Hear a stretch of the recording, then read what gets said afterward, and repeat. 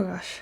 This video is probably going to be controversial, but when have I ever played it safe with my content? You may have noticed that I've been gone for a while. I have been dealing with some health issues on and off for the last year and needed to take a long break to just take care of my health and recover. Thank you to everyone who has reached out. I am feeling so much better now. I have my energy back and I am just really excited to keep continuing making content for you guys. So now that I'm back, let's talk about Israel. A lot of people ask me why I talk about Israel so much on my channel. I mean, I'm American, I'm not Israeli, I'm an atheist, I'm not Jewish, I'm not being funded by Israel or backed by any rich Jewish donors or whatever weird conspiracy theories people are making up about me on the internet these days. And honestly, this topic was not originally supposed to be a main topic on this channel. The original focus of really all of my content when I first started making social media content, I guess that was mostly on TikTok and Twitter, but it was about talking about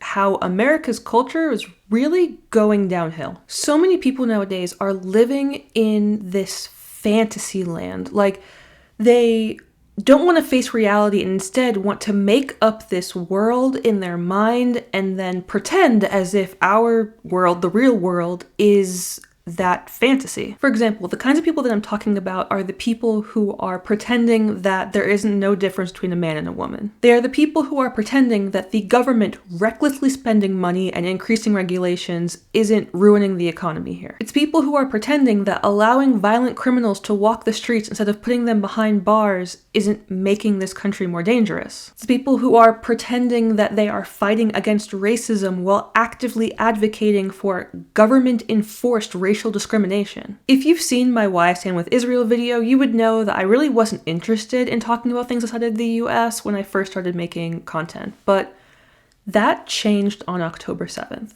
I live in America, so I was asleep when the attack actually happened, but I remember waking up that morning and seeing my social media feed just flooded with all of this horrifically violent footage of Hamas live streaming what they were doing in Israel. And honestly, I remember being pretty traumatized by that footage. I mean, obviously not as traumatized as the people who were there or the Israelis who were awaiting now this impending war that was approaching, but still, it affected me because I had never seen anything like that before. And then I remember seeing all of the videos and posts of Americans who were cheering. Like I said before, I've known that there are issues in American culture and I've been talking about them for way before October 7th. But that day lit a fire under me to just speak out more about the problem because it was way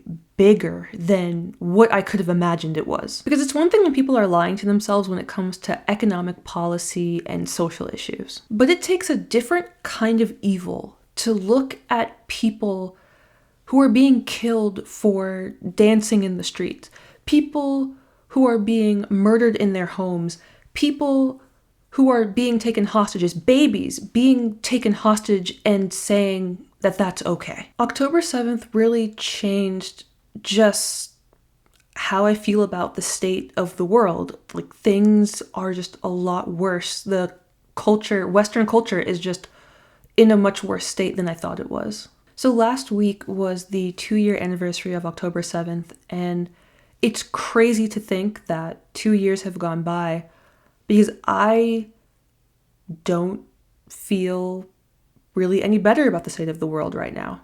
Hamas killed so many of the hostages, and hundreds of Israeli soldiers have died in battle since that day. And Hamas is still using innocent people, using children as human shields. They are publicly executing dissenters and promising that they're going to continue attacking Israel. And then there's the West Bank. People talk about the West Bank as if it's any better than Gaza, as if the Palestinian Authority hasn't allowed so many terrorist groups to just flourish under their control. I mean, everyone's talking about what's happening in Gaza, and obviously that's important to talk about, but I've seen almost no one talk about all of the attacks that are coming out of the West Bank. I mean, it feels like every few months, someone from the West Bank attacks innocent Israelis driving in a car, or riding in a bus, or waiting at a bus stop. And still, with all of this going on, people are pretending that Israel is the villain in this conflict. So I, and a lot of other Americans, have been really trying to wake people up to the truth of what's been going on.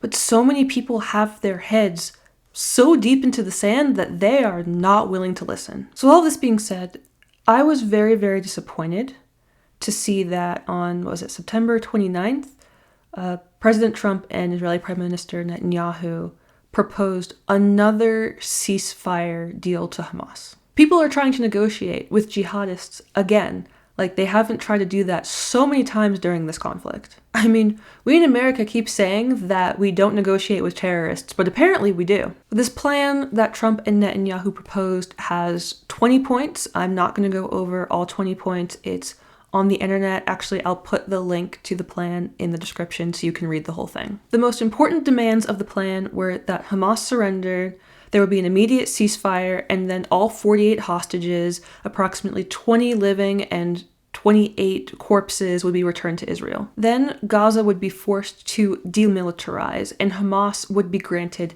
amnesty, meaning they would either be allowed to stay in Gaza or to relocate to another Arab country. Then nearly 2,000 prisoners that are being held in an Israeli prison would be released back into Gaza. Then Gaza and the West Bank would be granted unified recognition as an independent Palestinian state. That state would be controlled by an international committee for the immediate future, and over time would be transitioned into an independent Palestinian government. Gaza was given 72 hours to accept this plan, or the threat was that Israel was going to continue fighting, but 72 hours passed and nothing happened. Hamas dragged its feet. They didn't want to agree to parts of it. They were trying to negotiate, and over a week went by and all hell didn't break loose on Gaza as was threatened. From the beginning, I was very skeptical that Hamas would accept this plan, given that they've had 2 years to surrender and release the hostages and decided not to. So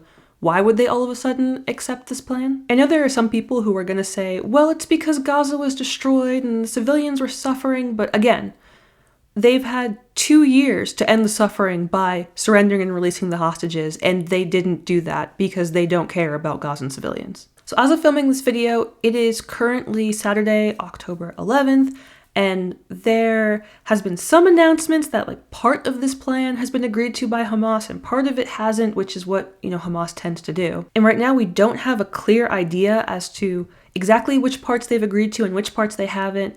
But the plan right now seems to be that the ceasefire has started and hostages are going to be released by Monday. Now, I've been talking about this plan over on Twitter, and I have gotten quite a lot of backlash because I think this is a very terrible plan. To even contemplate granting amnesty to the people responsible for October 7th is disgusting. It is such an insult to the victims of that day. It is an insult to the soldiers who died in this battle. It is an insult to justice. I mean, this is essentially a surrender. Offering Gaza and the West Bank an independent state is admitting defeat because everyone knows that that is not actually going to solve this problem. It baffles me how many people are still pretending that this conflict is about land. I don't understand why there is still this fantasy that if Israel just gave up enough territory, if they formally recognized a Palestinian state, if they loosened their military presence at their borders, there would just be peace and this conflict would end. Because the two-state solution is not a new idea. What they are offering here is not revolutionary. We can look back to 1937 when the British Peel Commission offered a two-state solution. In 1947, following the end of the British Mandate, the United Nations offered a two-state solution. In 2000, during the Camp David Summit, Israel offered a two-state solution. Not only were all of these offers rejected, but Gaza and the West Bank immediately attacked Israel after. In 2005, Israel just decided to unilaterally withdraw from Gaza. They removed all of their military presence and their settlements. I mean, they effectively left Gaza to run itself as its own state. And instead of seizing an opportunity for peace and declaring independence and deciding not to attack Israel, they elected Hamas into power. So after winning the 2006 election by an overwhelming majority, Hamas decided to just start launching rockets at Israel. The result of withdrawing and recognizing Hamas as a legitimate government was not peace, it was more jihadism. And Israel tried again. In 2008, they offered the Palestinian Authority a state. And once again, they rejected the deal and continued to attack Israel. Despite decades of negotiations, concessions, and proposals, every offer for a Palestinian state has been rejected and met with violence because they do not want a state. The people who are pushing this plan are pretending that there is any situation where Gaza and the West Bank, as they are currently, are going to accept Israel as a neighbor. And that belief, it just so fundamentally misses what this conflict is about. This is not a dispute over borders or state recognition. This is a matter of ideology. What Israel is fighting against is the idea that they shouldn't exist as a state at all. I mean, let's say that Gaza and the West Bank were granted full independence, they had full control over their borders, they had a strong military. Like, what would that state look like? Because we don't have to look very far to get the answer. Again, all we have to do is look at Gaza post-2005. They were essentially their own state. They had their own government, Israel was gone, and instead of building infrastructure and being productive, they decided to build rockets and commit October 7th. And it's not like Hamas hid their intentions before October 7th. Their founding charter openly talks about how much they want to kill the Jews in Israel. After they started this war, Hamas paraded the bodies of innocent, murdered Israelis through the streets as people cheered. And their leaders promised to repeat the attack of October 7th over and over again until Israel is destroyed. And let me be very clear here, because a lot of people think that the issue is just Hamas, and that if Israel was to get rid of Hamas, that would end everything. But Hamas won the election for a reason. These ideas about destroying Israel are not fringe, they are mainstream culture in Gaza. In Gaza, the anti-Israeli indoctrination is so embedded in daily life. Children's television shows teach kids that they need to slaughter Jews. School curriculums completely deny the existence of Israel and glorify martyrdom. Military-style youth camps train young boys to kill Jews from a young age. And public rallies that they hold in the streets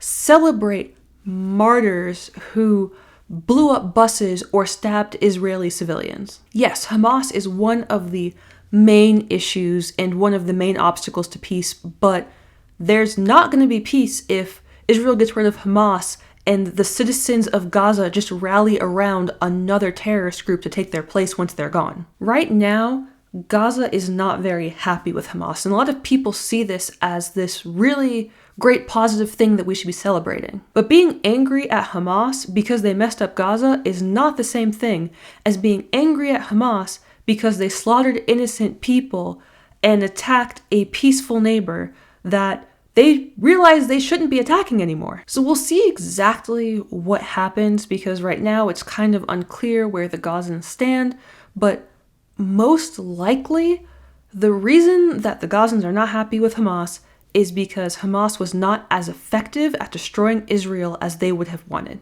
Now let's talk about the Palestinian Authority, because according to Trump and Netanyahu's plan right now, it seems like they are going to be very active in this new Palestinian government. I mean, I've already touched on how they've done almost nothing to stop the terrorism coming out of the West Bank. And I mean, the terrorists in the West Bank have been very openly celebrating October 7th and are still attacking Israel. But beyond that, the Palestinian Authority has a program where the government pays families of people who are in prison or were killed attacking Israelis. And the worse the crime, the longer the sentence, the more the family gets paid. They are not just, failing to stop terrorism, they are actively incentivizing it. And their schools are also indoctrinating young kids into hating Jews through pushing very anti-Semitic narratives. Support for Hamas skyrocketed in the West Bank after October 7th because the people of the West Bank don't see the Palestinian Authority as effective enough at destroying Israel. So all of this to say, there is absolutely no way that Israel can give full independence to Gaza and the West Bank and expect there to be peace. It will lead to more slaughter. It will be a repeat of what happened when Israel withdrew from Gaza in 2005. Like, people keep saying, there was a ceasefire on October 6th. Let's really look at what conditions allowed October 7th to happen. But like I've been saying, I've been pretty vocal about how this plan is bad, how it's dangerous, how it ignores history, and that has not been a popular take. A lot of people have pushed back and have said, look, all we want are the hostages back, and if Hamas breaks any of their agreements, then Israel will just continue to defend itself and they'll have the full support of the US, so what's the problem here? Here's the thing. If I thought that this was true, if I thought that the plan was to get the hostages out and then all bets are off, Israel is going to finish what it started, finish getting rid of jihadism in the area, I would be so on board with this plan. I am so for lying to Hamas to get the hostages back and then attacking them again. But I am almost 100% certain that that is not what is going to happen. And the issue here, like the real issue, is that Trump is involved in this deal. And I don't think a lot of people outside of the country really know what they're getting into with Trump.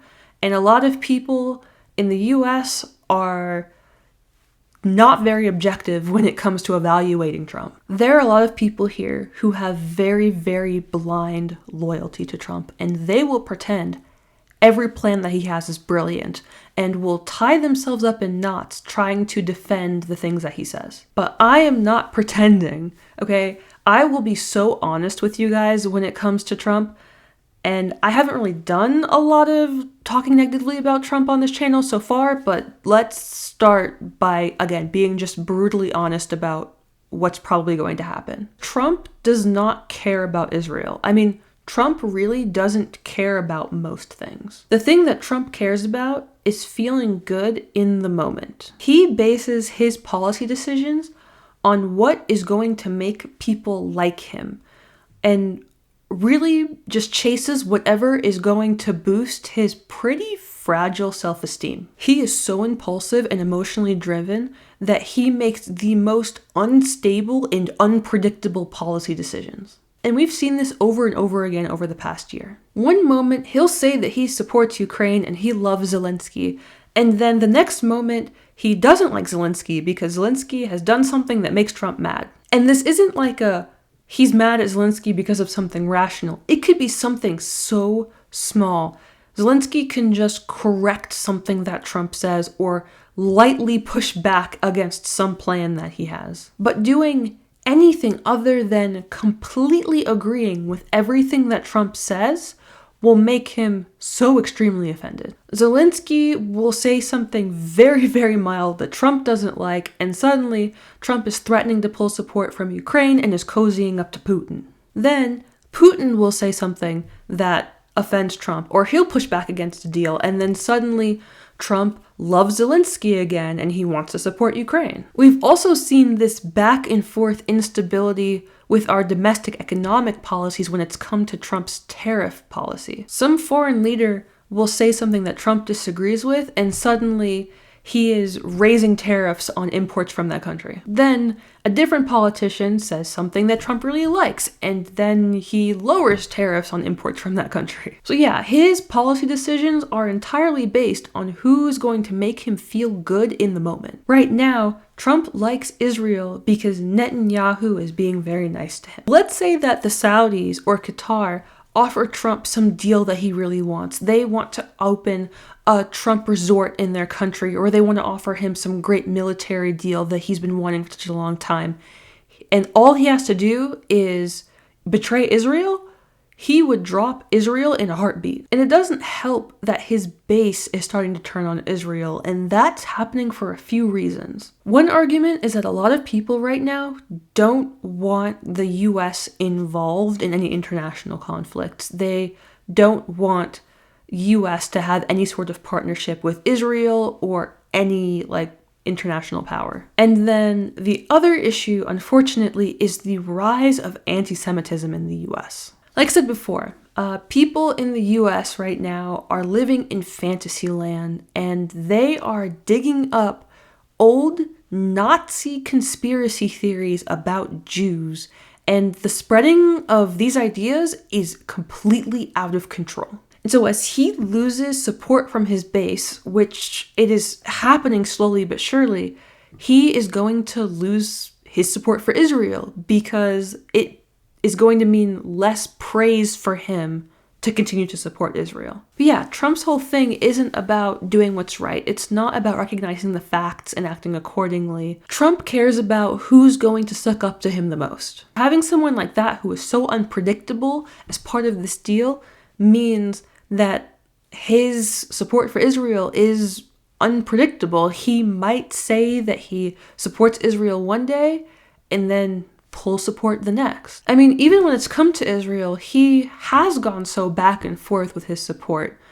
When he was elected into office, he said that by his inauguration, all of the hostages needed to be released, or else he was going to let all hell break loose on the Middle East, and that did not happen. Then in February, he made a similar threat saying all of the hostages needed to be released by a certain day, or else he was going to just let Israel do what they needed to do and support them fully in destroying Hamas, and again, that did not happen. Even with this deal now, Trump threatened this 72-hour deadline on Hamas, and they just blew right through it and nothing happened. Then he gave another 72 hours, and it's been way more than 72 hours now, and Hamas hasn't accepted the plan. They're still trying to negotiate. He bullied Netanyahu into accepting this deal. Like, Netanyahu has been so public with the fact that he does not want to allow the Palestinian Authority anywhere near this new Palestinian government. So long story short, people are pretending. They are pretending that if Gaza or West Bank attacks Israel, Trump is going to be there to help them, and Israel cannot rely on Trump. But what about this international committee? What about these European and Arab countries that have signed on to this deal? Won't they help Israel and support them defending themselves if there are more attacks coming out of Gaza and the West Bank? Well, the European countries have been advocating for a ceasefire. They have recognized a Palestinian state even before there was any sort of deal to end the war. They've been complaining about a humanitarian crisis in Gaza. They have agreed to go along with this ICC arrest warrant for Benjamin Netanyahu. They are not allies of Israel. And the Arab countries that signed on to this deal are worse. Almost none of them have even condemned October 7th. They are definitely not going to support Israel defending themselves against Hamas. I mean, one of the countries, Qatar, has been actively housing Hamas leaders in their country. So if these European and these Arab countries are the ones who are going to be part of this international committee ruling Gaza, they are going to be helping rebuild Gaza, does anyone really think that they are going to support Israel defending themselves? No, they are not going to do that. They will do what they have always done and demonize Israel. I so understand wanting to get the hostages back, especially because we know that some of them are alive. I know that their families and their friends and just normal Israeli civilians want them back. I know that their loved ones and their friends, and really just the average Israeli civilian, or even just people with a heart, want them back because we value human life. And I cannot imagine what they have had to experience being tortured for 2 years in captivity in Gaza. This is not how you do that. This is not how you get them back. We've seen what happens with these quote-unquote hostage exchanges, right? We've seen what happens when hostages are exchanged for prisoners. They're going to release 2,000 prisoners from Israeli prisons. Just a reminder, Sinwar, one of the masterminds behind October 7th, was released in a hostage exchange, and let's be real about what happened. Pulling out of Gaza, participating in this exchange, relying on these other countries to support and defend Israel. Like, that's just going to cause more deaths. It's going to cause more October 7ths like Hamas has promised. And unfortunately, when that happens, I keep saying this, but the world is not going to stand by Israel. And this is devastating for me to say, because as an American, there's almost nothing that I can do to help right now besides just send moral support. Trolls keep telling me to go to Israel and join the IDF and fight in this battle, but literally I cannot do that. I mean, it's not like they'd want me anyways. I mean, look, I have these little twig arms, like what would I do in a fight? What we're trying to do, the Americans who still support Israel, is that we are trying to help people understand what's going on. We are trying to change the political climate here, but without the support of our government, there really is not much we can do right now. So for Israel to survive, they are going to have to go it alone right now and for the foreseeable future, which means they are probably going to have to abandon all of these deals that they have made with the US, with these UN European countries, and with all of these Arab countries, because they are not going to stand by Israel when, not even if, when Gaza and the West Bank attack again. But I think Israeli leadership has shown that they are not willing to do that. Like I said, Netanyahu has effectively let Trump bully him into accepting this deal. And I just don't see a situation where Israeli leadership is going to say, you know what, screw the US, screw all of the countries that have signed on to this deal. We are going to do what it takes to protect the lives of our citizens, even if it pisses you guys off. That is what they're going to need to do. But it seems right now like Netanyahu and the Israeli government are more worried about international approval than they are about saving the lives of their citizens. So Israel really just needs to find the strength to do what needs to be done to destroy this terrorist threat, to destroy the infrastructure in Gaza and the West Bank that allows for these attacks to happen, and to destroy the bloodthirsty anti-Semitic culture that is thriving there. But they cannot do that if they are still pretending that the two-state solution is going to solve this problem. They can't do that if they are still pretending that Hamas will willingly demilitarize and accept Israel as a state. They cannot do that if they are pretending that they have allies in countries that do not care about Israeli safety. But that is what needs to happen here. So I really just don't think this conflict is going to end anytime soon. Israel, all Western countries, including my country, the US, need to stop ignoring reality. They need to face the facts of what is going on and then actually make a plan that is going to create lasting peace and act accordingly. Maybe then there will be true stability in the region, but for now, this situation is not going anywhere. I wish I was coming back with a more positive video, but honestly, this is how I feel. I am so distraught by this news. I am so distraught by the way the leaders are acting. I am so distraught by the things that I am seeing from like normal people on social media, people who should know better. But again, this just puts more of a fire in me to keep talking about these issues and to keep advocating for reality and reason and to just bring people out of this fantasy land. All of us, or as many people as agree with me, fight for this, fight for reality, fight for people to wake up and face what's going on. Things can change. And that's my only hope, I guess, that I have for the future right now. Thank you for watching my video all the way to the end. If you liked it, please like, comment, and subscribe, and I will see you guys again very soon. Bye.